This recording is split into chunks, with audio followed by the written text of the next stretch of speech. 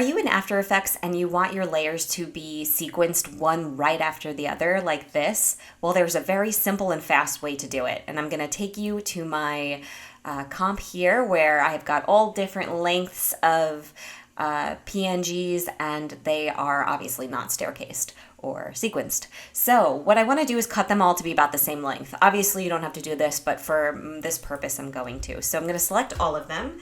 Select Alt and then the right square bracket on my keyboard. That will make them all the same length of time.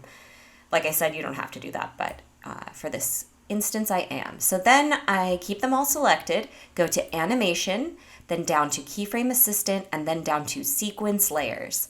I don't want them to overlap, so I don't need to select that, but if you did want some overlap, you would, and select the duration for that too. But no need. Okay. And there we go. Everything is lined up one after the other with no time in between, no gaps or anything. So this is awesome. I hope that you found this useful, and join me in my next video.